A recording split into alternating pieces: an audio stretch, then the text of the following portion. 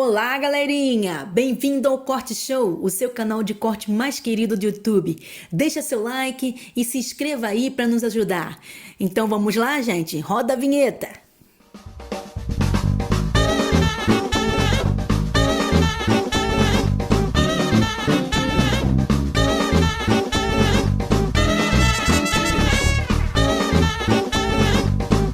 O que é a maldição hereditária que eles passam? Eles acreditam que, digamos, que você tenha o seu tataravô, ele foi, sei lá, ele era envolvido era da quimbanda, ele matava galinha no terreiro, né? Ele fazia alguma coisa que o cristianismo abomina.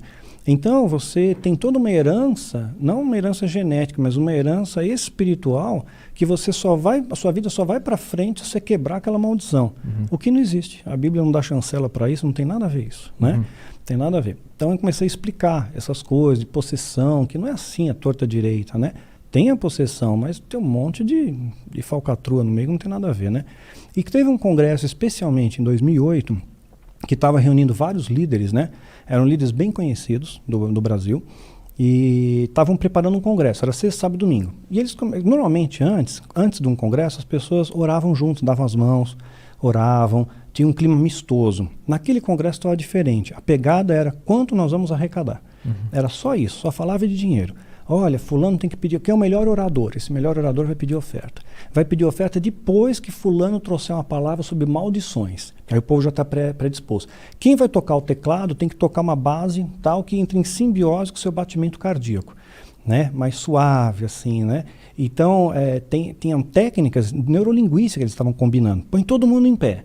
Diminui a luz, o tecladista vai fazendo uma base, e aí você começa uma música harmônica. Pede para todo mundo levantar a mão para adorar a Deus. Levantou a mão e vai balançando, se mudou seu eixo de gravidade. Aí ele começa a aumentar, começa a falar, porque Deus vai estar aqui, blá, blá, blá, começa a falar mais rápido e com mais força. Aí entra a bateria, entra a guitarra no meio, o teclado aumenta, tudo aumenta para promover uma euforia coletiva. Aí a pessoa pega, sopra no microfone e faz um gesto com a mão assim, o povo cai. E ele avisa antes, agora Deus deu uma unção e você vai cair no poder, você já induziu. Lançou ali o efeito manada, é o conformismo social, né? Aí assopra o microfone e faz um gesto, o pessoal cai que nem dominó. Aí quem está lá, olha o poder de Deus. Não, neurolinguista, te enganaram. Uma estratégia muito bem pensada. Pô, tem um monte assim, tem um monte. Aí eles estavam planejando isso. E tinham escolhido um cara que era cortador de cana, de uma cidade perto de Ribeirão Preto, acho que era Sertãozinho. Ele era bem magro, o biotipo dele é bem magrinho.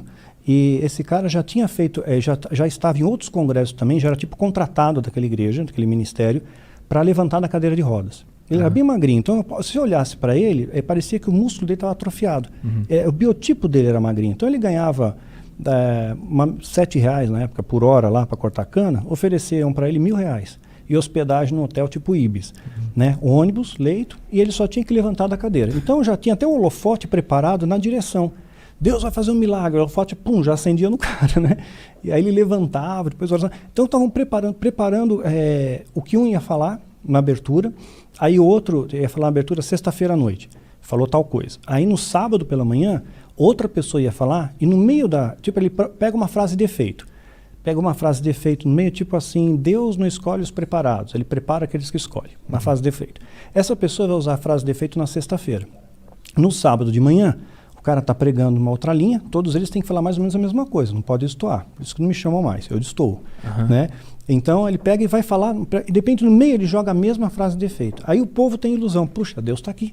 São pessoas diferentes, o Espírito Santo está unindo as pessoas, é o mesmo Espírito, Deus está aqui. Aí qualquer coisa que você falar para frente, o povo vai fazer. Aí eles falam o seguinte, estavam combinando isso, nós vamos pedir R$1.000 de oferta de largada. Né? E tinha muita gente, mais de 5.000 pessoas no congresso, R$1.000 largados. Só que aí tem os puxadores de fila. Tem gente que vai na frente, combinado na plateia, com envelope vazio. Não tem nada naquele envelope. Ele só vai estimular os outros a fazerem. Né? Então ele levantou 8, 10, vão lá para frente, põe envelope, e aí as pessoas acabam dando. Então o objetivo deles era quanto que eles iam arrecadar. E eu fiquei muito indignado com aquilo, né? Eu peguei, levantei, falei, não vou participar disso, aqui não é cristianismo. Eu saí do satanismo para ver isso, né? Que é isso? Tu acabou vendo a casa que é a mesma coisa, assim. Falaram um monte para mim, me amaldiçoaram, me xingaram, né? E saí de lá muito frustrado. Aí eu falei, nunca mais eu vou pôr um pé num local assim contaminado. Então, comecei depois Deus foi conduzindo, falei, eu vou fazer um grupo comigo, comecei a ensinar esse grupo, comecei a ministrar sem vínculo financeiro nenhum. Hoje eu tenho umas 400 ovelhas, né, onde a gente acompanha tudo, né, mas não tem vínculo. Eles têm meu telefone, tem contato comigo, aquela pessoa é o líder inatingível. Não, você pode mandar uma mensagem para mim a qualquer hora, que você precisar de alguma coisa, e a gente se ajuda de verdade. Não é só oração, tem ação. Né? Oração é orar e fazer. Então, se alguém do grupo, né, da igreja, que a gente chama de Ministério Guerreiros da Luz, precisa de alguma coisa, passa pelo meu crivo, né, porque eu conheço a história das pessoas. Então, tem situações que você não pode ajudar. Pode parecer egoísmo, mas você não pode. Porque se você tirar a lagarta de dentro do casulo, ela não vira borboleta. Então, a pessoa não pode se encostar. Você vê que a pessoa está se esforçando, mas não está conseguindo, ou passando por desemprego, alguma coisa assim, a gente junta, todo mundo ajuda aquela pessoa. Não falta nada. Né? Então, a gente tem procurado viver um pouquinho, né, dessa igreja primitiva, no amor. E graças a Deus está contagiando outras pessoas. Se eu entendi bem, então tu é tipo uma banda que queria fazer música por amor, aí chegou na gravadora e a gravadora falou, a gente tem que fazer assim para o teu som chegar no top, a gente ganhar mais dinheiro e tal. E tu falou, quer saber, eu vou pegar a estrada sozinho, vou fazer meus shows, carreira solo. Vou ser independente, vou criar meu próprio selo. É tipo isso, só que... Mais ou menos isso, claro. Deus continua no controle, eu sou só um servo, estou aqui para servir os que servem, mas eu faço por amor, não faço por dinheiro. Eu não tenho casa própria, não tenho propriedade, não tenho nada. Eu tenho um carro, né, que está quitado e tenho o suficiente para pagar minhas contas. Né? E isso é o suficiente para mim, não preciso mais que isso. A vida é efêmera, vai tudo embora aqui, né? Você já teve alguma crise de fé após se converter para o cristianismo? Se teve, como lidou com isso? Crise de fé? De duvidar da fé? Não, em momento algum não cheguei a ter. Mesmo quando eu fui subtraído do meu filho, e acho que seria o momento que eu poderia estar mais susceptível, né, a ter uma crise de fé, de questionamentos e porquês e tal. Não, nunca tive. Eu sempre desenvolvi uma intimidade muito profunda com Deus. Eu me dedico mesmo a tempo, a conhecer a palavra de Deus. E acho que quando você tem uma experiência com Deus, é diferente de você ouvir falar, né? E eu sempre quis isso, eu sempre quis experimentar Deus, experimentar essa paz, experimentar essa harmonia, essa serenidade, saber que eu não estou sozinho nesse mundo, que tem um Deus que olha por mim, que Deus dá ordem aos seus anjos para acampar ao meu redor. Então eu creio nisso, e isso só foi fortalecido com a experiência que Deus foi me dando. É que eu acho que as pessoas perguntam o problema que elas estão vivendo. Então eu acho talvez que essa pessoa quer uma dica de como não ficar com a fé abalada, e ele deve estar no momento de dúvida. Sim, a questão de você não abalar a sua fé é você se preencher, né? Porque quando você está faltando fé, tem algum espaço dentro de você que precisa ser preenchido. Para mim, isso é muito individual, para mim funciona quando eu escuto uma adoração, um louvor genuíno, que não seja nada comercial. Eu gosto do Cup of Life. Se digitar no YouTube Cup of Life, põe louvor, adoração, porque senão vai cair no Rick Martin. Então já fica esperto aí, né? Fazer, Daniel indicou isso daí, né? Ele se preenche com o Rick Martin. Pois é, né? Assista o Rick Martin para se acalmar, né? Então não, né? Mas eu me preencho com louvor, com adoração, e lembro de tudo que Deus fez na minha vida, né? Então eu lembro de tudo que eu passei, tudo que Deus me ajudou a superar. E isso é um momento que me dá força para superar mais um obstáculo, né? Saber, puxa, ele me ajudou tantas vezes, me ajudar de novo. Preencher a vida também vale, tipo assim, eu estava passando agora sei lá, passei por 1 ou 2 semanas de muita depressão, muito sentimento ruim, eu não sei de onde vinha, uma sensação muito ruim, uma angústia, uma síndrome de impostor, pra cacete, autodúvida e tal. E aí eu meio que automaticamente eu tomei uma atitude de ter uma rotina muito mais disciplinada do que eu estava tendo. Sim. E aí eu comecei a anotar num caderninho tudo que eu tinha que fazer, comecei a acordar mais cedo, comecei a fazer tudo. Eu me preenchi ao fazer isso. Sim. Também tem a ver com esse preenchimento de coisas para se fazer na vida. E aí eu percebi que a minha autoconfiança, a minha fé na minha carreira, na minha vida, na minha caminhada, ela começou a se preencher de novo, começou a ficar firme de novo. Tem a ver também com isso? Exato. É a questão de você criar um hábito, né? Cientificamente, você leva 21 dias para poder formar um hábito. Então, no meu caso, eu não tinha, assim... Eu tive a disciplina marcial e a disciplina da própria seita, né? Que exigia disciplina para mim. Eu transportei essa disciplina para a minha fé também. Então, eu começava a falar com Deus, que a gente chama de orar, né? No começo, sei lá, 5 minutos, né? E tornei aquilo um hábito diário. Esses 5 minutos expandiu para 10, para 15, para 20, para meia hora, 40. Então, quando você começa a ter essa intimidade diária com Deus, você percebe que você não está sozinho, que Deus está te guiando, que as oportunidades que vão aparecer na sua frente é como se você pudesse enxergar, puxa, esse caminho é o caminho certo, ele me traz paz. Esse caminho, não estou tranquilo, eu não estou sereno nesse caminho. Tem uma coisa que me incomoda, que acho que eu estou fazendo, não é isso que Deus tem para mim. Né? E você começa a entender essa bússola de Deus na sua vida e começa a fazer escolhas mais assertivas. Né? Isso vai te trazendo mais paz, mais segurança, mais tranquilidade. A tua intuição fica muito Isso, mais mais afiada. apurada, exato. E meditação e oração, tem alguma diferença? Tem como orar meditando ou isso interfere? As pessoas costumam dizer meditar na palavra, né? Ou seja, você refletir sobre aquela palavra que você leu. Né? Você lê um texto, eu costumo orientar isso às minhas ovelhas também, aos meus seguidores. Digamos que você leia um texto lá, Paulo falando para os romanos, escreveu uma carta aos romanos. Então você interpreta que aquilo ali não foi para os romanos, é para você. Em vez de falar, o fulano de tal, é para mim. Né? Você coloca aquilo na sua primeira pessoa, você começa a ter uma outra identificação com o que você está lendo, você transporta aquilo para a sua realidade. Então isso eu creio que é uma maneira de fortalecer a sua fé, são maneiras de você, ferramentas para fortalecer a sua fé, e funciona. E ler outros livros também, né? As pessoas que só lê Bíblia é importante, mas tem muitas outras literaturas que vão te ajudar muito. Inclusive você citou a dificuldade de ler a Bíblia. Tem um livro chamado A História, é um livro que conta a história bíblica inteirinha, em ordem cronológica, de maneira romanceada, sem nenhuma linguagem rebuscada, nada, de maneira fácil de entender. Você entende ali começo, meio e fim. Né? Aí fica bem mais simples de entender. Como é que é o nome? Vou anotar. A História. Só a história. Só a história, já vai aparecer. Eu perguntei sobre meditação porque às vezes quando eu estou meditando eu me pego conversando com uma voz que vai me dando as respostas. Sim, pode ser um contato com Deus, sim, com o divino, com essa essência divina que te orienta. Né? Eu escuto também. Né? Eu sinto essa voz de me guiando. Só que leva um tempo, né? Para, digamos, você abrir esses ouvidos espirituais. Não foi da noite para o dia, foi todo um processo, uma insistência, né? Tem um pregador que eu admiro muito, que é o Paul Washer. Ele diz que no processo dele, ele levou 4 meses, noites adentro, né? Querendo ter essa intimidade a ponto de sentir essa voz, de ouvir essa voz para orientar ele no dia a dia. 4 meses. Para mim levou bem mais do que isso, me levou um pouco mais que uma gestação, levou uns 10 meses. Mas foi uma insistência, todos os dias, madrugada dentro, eu precisava ter uma direção. Sabe, chega um patamar da vida que eu não podia errar. Eu já tinha errado tanto, já tinha caído tanto, já tinha dado tanta cabeçada, já fiz tanta coisa errada e colhendo as consequências disso, falei, poxa, chega, né? Me ajuda a fazer o caminho certo, me ajuda a ir pelo caminho correto. Né? Não que eu estou isento de erro, eu continuo errando, e o erro faz parte do acerto, continuo errando. Continuo sendo humano, mas você erra menos. Né? Entrar de cabeça em esoterismo, ocultismo, gnose, etc. Ou a ignorância é mesmo uma bênção? São conhecimentos que não vão ser relevantes para você, não vão te acrescentar em nada. Vão trazer mais dúvidas, mais conflitos e não vão trazer serenidade para você. Eu acho que é legal você conhecer um pouco mais do budismo, é legal você conhecer o islamismo, mas você conhecer misticismo, esoterismo, né, satanismo, essas coisas não vão te acrescentar em nada. O Luiz perguntou aqui, existe alguma relação entre satanismo e ateísmo? Não.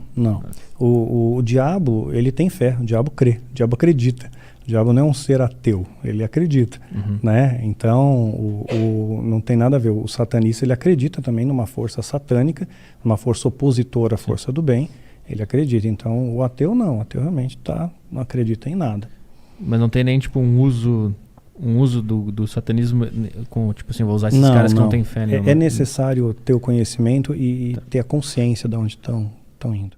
No Filho do Fogo você descreve alguns poderes, como o de ler pensamento, ou algo assim, pois li há anos atrás. É possível desenvolver algo do tipo sem ser do lado oculto da força? Na verdade, sim. É o que nós vamos chamar hoje em dia, né, à luz do cristianismo, como discernimento espiritual. Você pode discernir se alguém se aproxima de você, por exemplo, com um sorriso nos olhos, mas com uma faca na mão. Né? A pessoa está ali te acalentando, está te elogiando, mas a intenção dela é te causar um mal. E você, de repente, pode ter um discernimento, ou seja, não que você lê o pensamento, mas você não se sente bem com aquela pessoa não lhe passa confiança, não te traz paz, aquela pessoa, embora a oratória dela seja legal, você sente alguma coisa que incomoda. Isso é o discernimento, você sente a intenção da pessoa, não necessariamente você lê as palavras do pensamento. Isso tu desenvolve ao longo do tempo buscando essa intuição. Sim, sim. Quando você decidiu mostrar o rosto e por que ainda usa pseudônimo? Não é no início, né, veja bem, a Bíblia, assim, meu nome de batismo é Marcelo. Hoje isso não é segredo, isso está em vídeos, está no livro Catedral das Sombras, está na literatura, está no meu portal, isso não é segredo há muito tempo. Quando eu me converti, veja bem, era uma carta em branco, eu não sabia nada. Né? Tudo que falavam para mim eu aceitei como verdade, dízimo, apostolado, maldição hereditária, quebra de maldições, tudo que me apresentaram eu tomei como verdade, até que com o tempo eu fui vendo que aquilo não era verdade, são valores deformados. Mas uma dessas coisas que me foi apresentado, me disseram assim, olha, Deus está mudando o seu nome, né? Você não vai mais ser Marcelo, Deus está dando o nome de Daniel, que significa o Senhor é meu juiz. Então na Bíblia a gente vê isso daí, Jacó, um personagem bíblico, ele tem um encontro com Deus, ele passa a ser chamado de Israel, o nome dele foi mudado. Paulo era Saulo, Simão vira Pedro, Barnabé, quem conhece Bíblia sabe Barnabé, um parceiro de Paulo nas viagens missionárias, o nome de Barnabé não era Barnabé, era José. Então é comum nas escrituras sagradas, Deus ele pegar algumas pessoas e mudar o nome, como dizendo, estou transformando a sua vida, aquele Marcelo não existe mais, não, com o que fazia antes, e agora você passa a ser Daniel. Então Daniel Mastral não chega a ser um pseudônimo, mas é um nome que Deus deu para minha vida e eu abraço daí. Mastral vem da minha ascendência italiana, Mastrangelo. Pacto com o demo é real ou é balela? Se for real, como que é a negociação? Há um encontro com algum intermediário? O pessoal está muito curioso. Não, o pacto é real sim. Inclusive, evangélicos acabaram fazendo isso, né? Bandas gospel fizeram isso, né? Para ter mais sucesso, para ter visibilidade. Só que tudo tem um preço, né? O diabo não dá nada de graça, tem um preço. Né? Você tem que pagar esse preço aí, você tem que influenciar as pessoas, tem que colocar logotipos, mensagens subliminares, né? E outras coisas mais. O Vinícius, de novo aqui, o mesmo que mandou antes.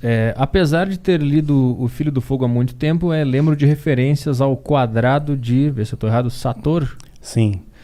Você chegou a assistir o filme Tenet? Tenet. Assisti, achei fraco. Né? Maravilhoso. Achei fraco. O filme, estou acostumado na pegada de série, Netflix, né? Mas achei fraco. E esse quadrado mágico aí, né? O palíndromo, eu falo sobre isso na série Árvore da Vida. Eu explico melhor. O que é isso? Que eu não faço a menor ideia. É um quadrado mágico, um palíndromo. São palavras mágicas que podem ser lidas em qualquer direção, de frente para trás, trás para frente, né? E elas têm sentidos mágicos que remontam à época dos sumérios. Né? Cara, é muito conhecimento, é muita coisa. O cara tem que fazer uma faculdade para conseguir ver teus vídeos. Não, mas vai indo um de cada vez, né? Eu vou fazer um curso. Além dos livros, tudo de cada vez, né? Mastrar o módulo 1, mastrar o módulo 2 para depois poder entender, cara. É muita coisa, é muito conhecimento histórico, muita coisa do passado. O que o satanismo diz a respeito de Salomão, ele é mencionado em diversos livros além da Bíblia, inclusive em Ars Goetia, não sei o que é isso, que menciona a ligação dele com demônios. Isso. Salomão era um homem muito sábio, filho de Davi. Era o homem que tinha mais sabedoria do mundo e ele realmente se inclina a uma entidade chamada Astarote, né, que é uma entidade diabólica. Mas antes dele se inclinar, tem uma pista no livro, na Bíblia, em 1 Reis 10:14, diz que Salomão recebia todo ano 666 talentos de ouro. E um talento era muita coisa, era 34 quilos de ouro. Então o cara recebia toneladas de ouro todo ano. Mas o curioso é que a extração de mineral é sazonal e ali ele recebia linear.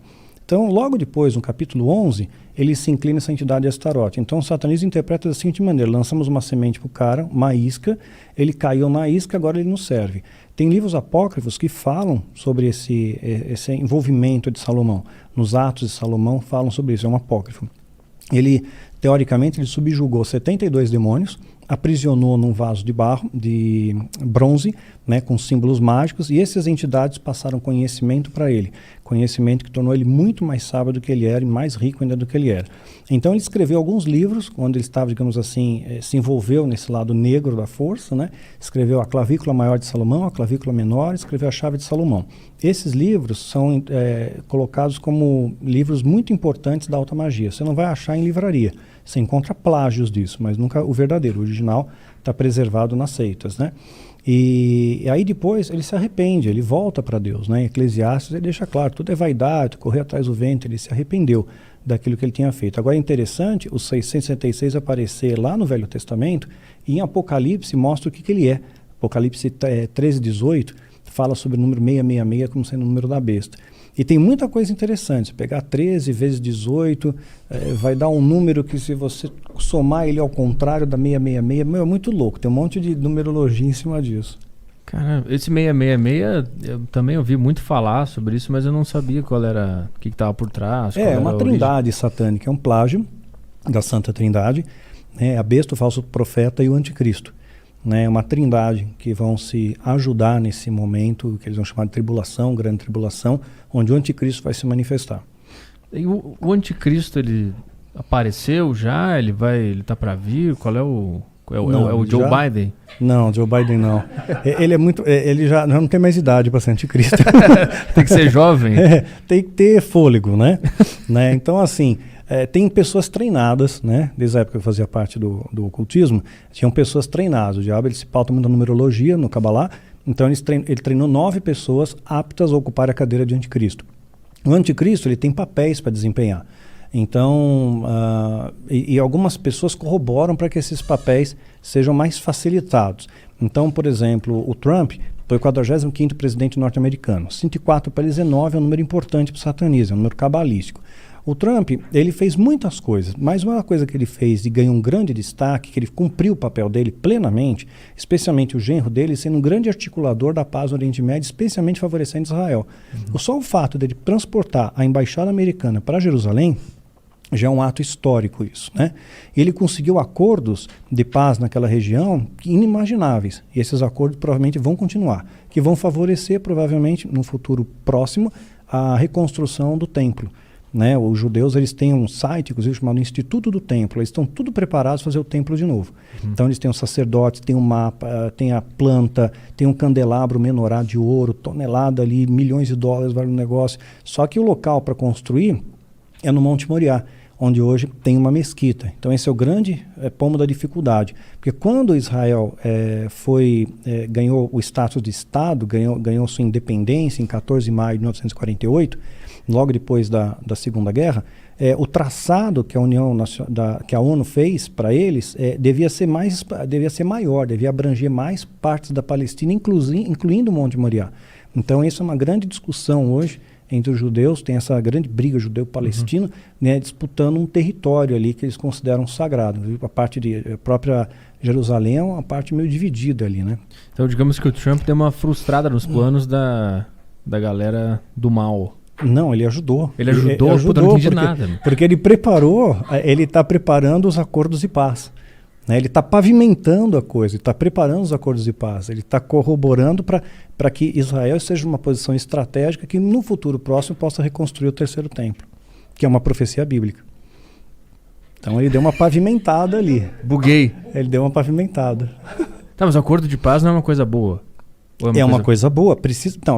O anticristo, você pegar, o Apocalipse, fala de 4 cavaleiros, cada um tem toda uma simbologia. O primeiro cavaleiro que entra, ele é um cavalo branco. Cavalo branco representa poder, né? O príncipe no cavalo branco, Napoleão está no cavalo branco. Quer dizer, sempre essa ideia que nós temos, esse arquétipo já está ligado a um cavalo branco, poder e paz. E em cima desse cavalo branco tem um cara com arco nas mãos. Então mostra que ele tem poder militar, mas ele não está usando esse poder militar. Ele vai tentar argumentar na paz. Então no cavalo branco, paz, né? E o arco sem flechas. As flechas estão lá na nota de $1 que a águia está segurando. Né? Então mostra que seria alguém vindo dos Estados Unidos, nova ordem mundial. Então alguém vai chegar trazendo um acordo de paz. Esse é o anticristo. Inicialmente ele traz paz, né? Para que todo mundo se una. Né? Então quando eu vejo, por exemplo, a questão o aquecimento global. Se isso for um interesse coletivo, une as pessoas, bom. O Al Gore foi laureado com um prêmio Nobel, né, com o livro dele, Não Há Verdade Inconveniente.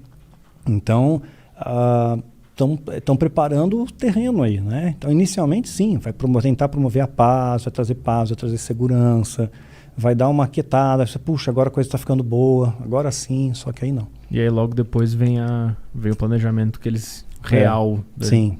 Ah, entendi. Então mas aí essa construção desse templo vai criar uma guerra, um conflito, é isso? Inicialmente vai trazer, provavelmente, ele pode ser gerado mediante uma guerra. Os Estados Unidos é aliado de Israel. Digamos que Israel seja atacada, os Estados Unidos tenha que rechaçar isso, ele pode, de repente, destruir aquela área ali que eles querem construir o templo. E pode agregar aquilo para Israel, hipoteticamente. Né? Não sou especialista em comércio exterior, mas poderia acontecer algo nesse sentido. Mas nunca vai ter, então, um anticristo específico? Não, tem um cara que vai ser o final da linha. Tem entendi. alguns que vão pavimentando, vão preparando, tipo, levanta para ele cortar. Entendi. Né?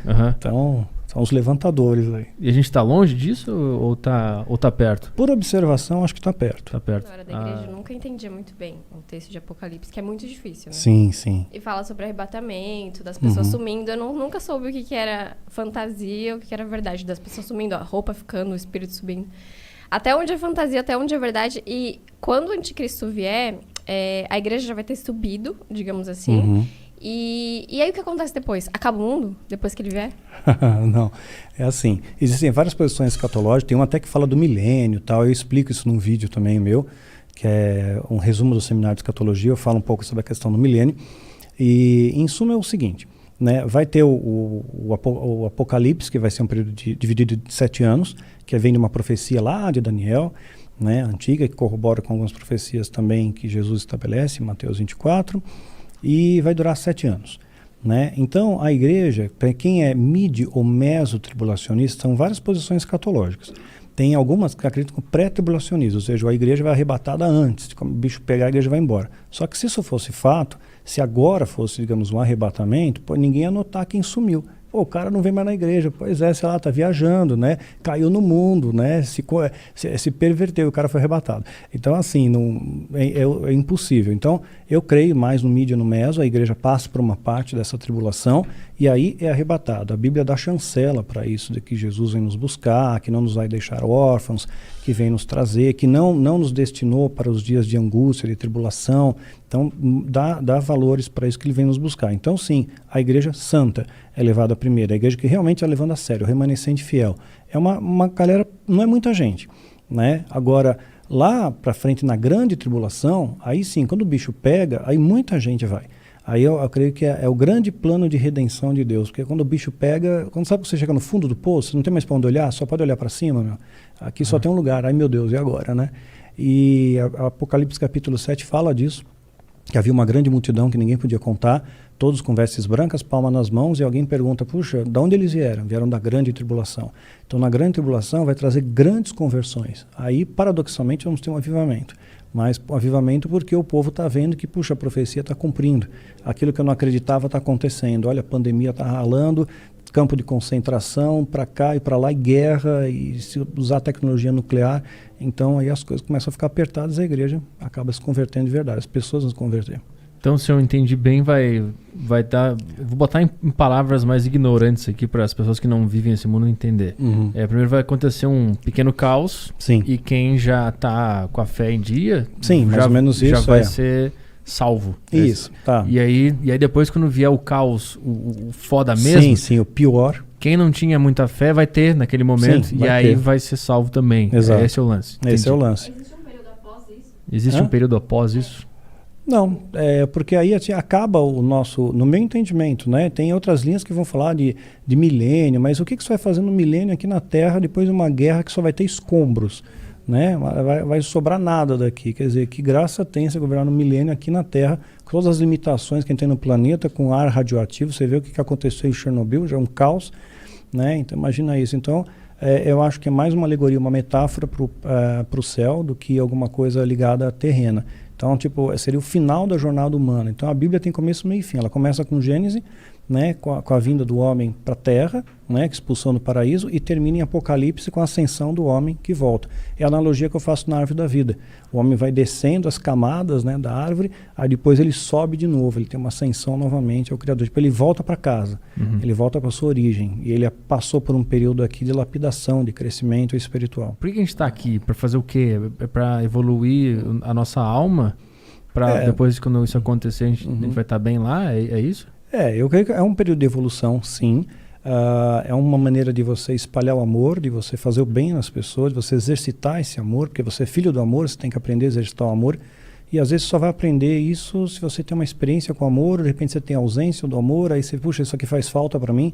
Então, uma série de reflexões, acho que a vida vai trazendo e vai lapidando a nossa fé, a nossa existência. E eu creio que existe, a Bíblia fala de algo chamado galardão. É como se fosse uma localização melhor no céu, não é? Como se fosse uma premiação para você. Então, eu interpreto dessa maneira, a Bíblia fala de uma cidade celestial, que chama de Jerusalém celestial.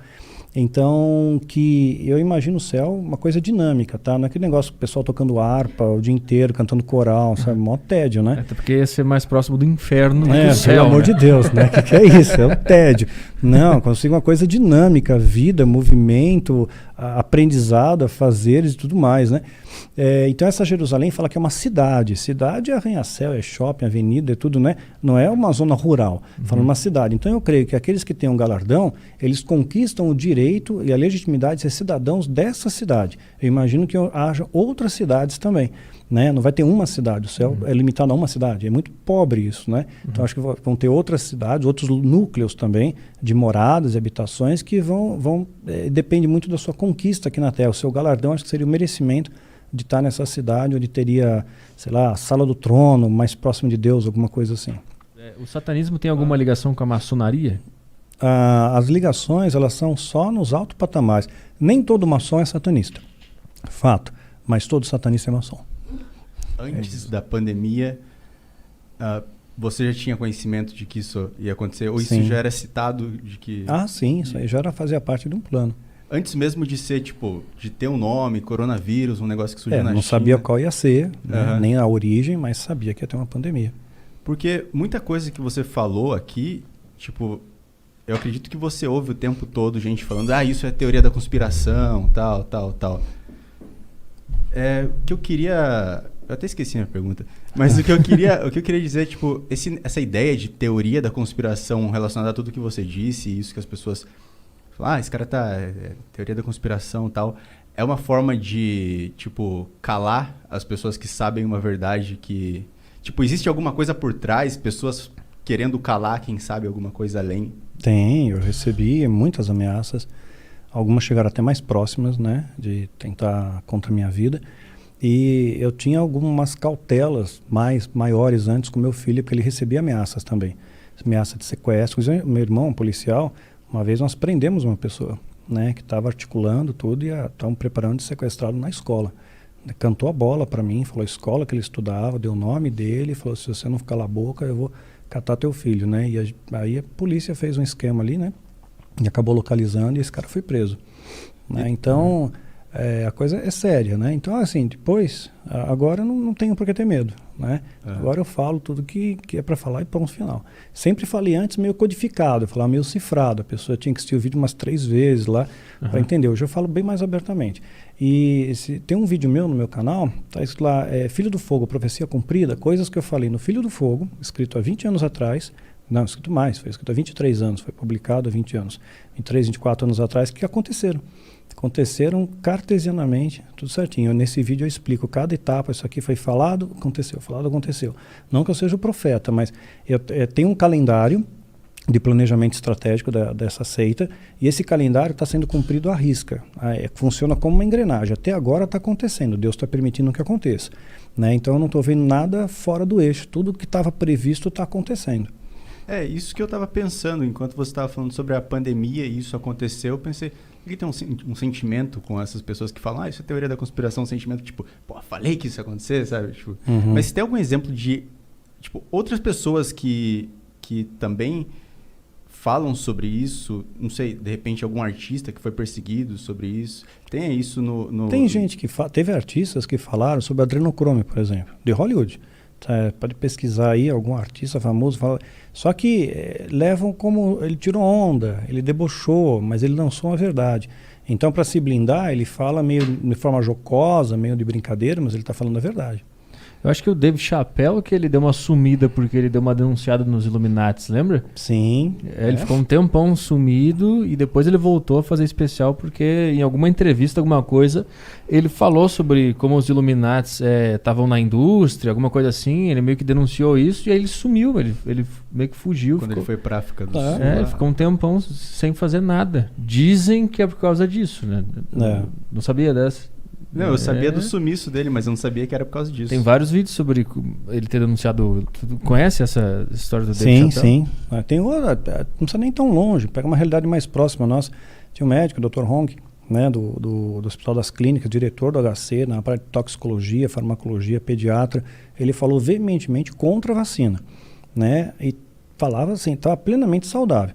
De repente ele morreu. De Covid. Né? Falaram. Não sei. Esse foi recente agora, Foi né? recente. Teve gente que falou, teve notícias que falaram que o hospital não tinha dado a informação do que ele morreu. Outros já falaram que ele morreu por parada cardiorrespiratória. Mas ele não foi amparado por um hospital. Tipo, você é diretor do HC, o HC é uma referência. Minha esposa se formou lá. É um hospital bom, uma referência Brasil. Vi gente do Brasil inteiro você tratar no Hospital das Clínicas de São Paulo.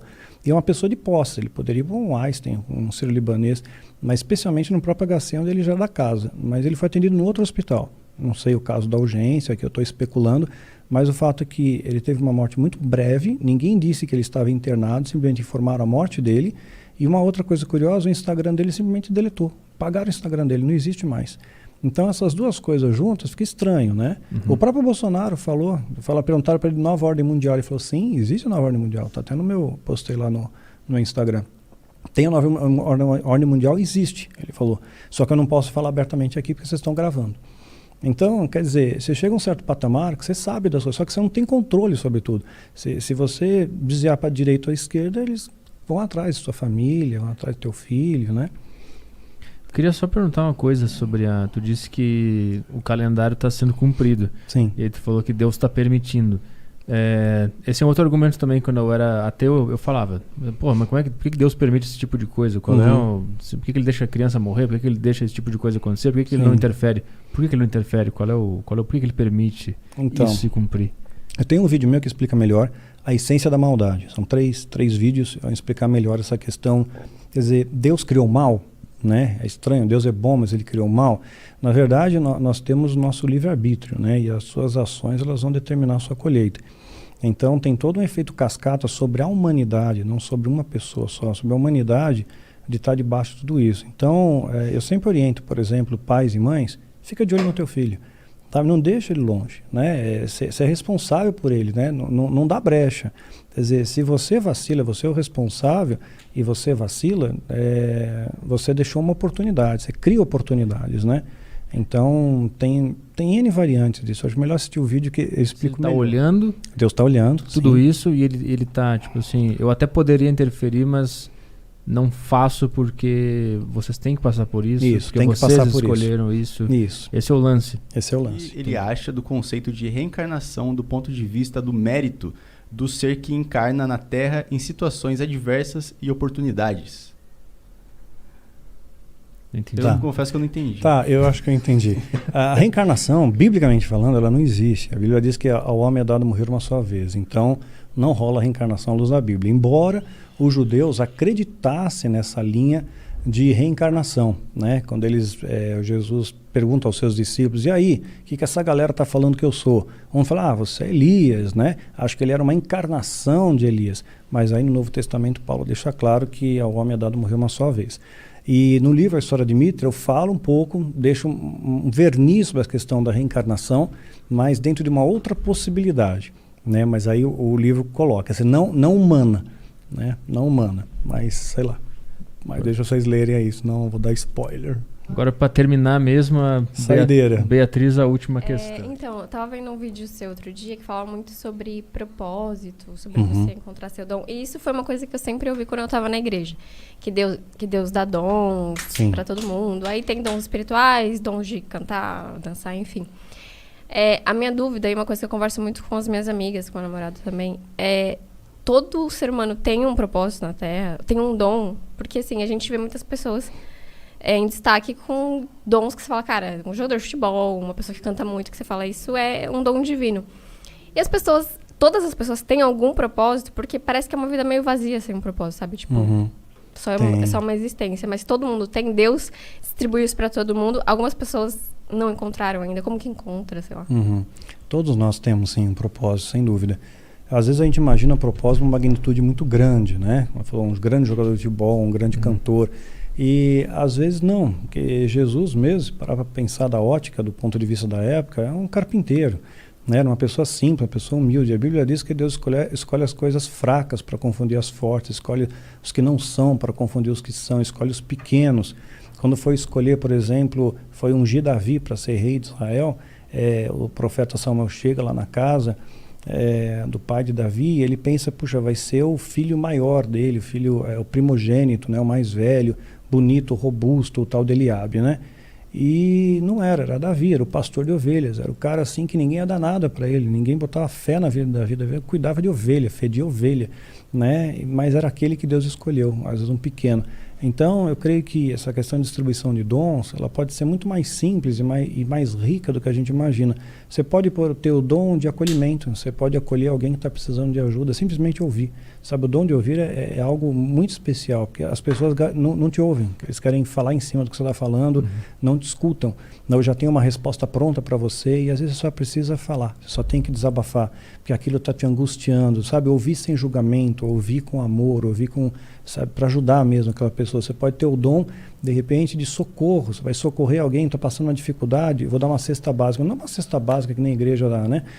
Arroz, feijão, fubá, farinha, essas porcarias. É uma compra que você faria para você, né? Pensa para mim, eu amo a próxima como a mim mesmo. Então, pô, vou comprar um Danone, um chocolate, que né, sem chocolate também ninguém vive, né? Vou comprar uma coisa legal, carne, leite e tal, e vou fazer uma compra para ajudar aquela pessoa, estou socorrendo aquela pessoa. Então essas coisinhas pequenas que ninguém está vendo, né? É aí que Deus está operando em você.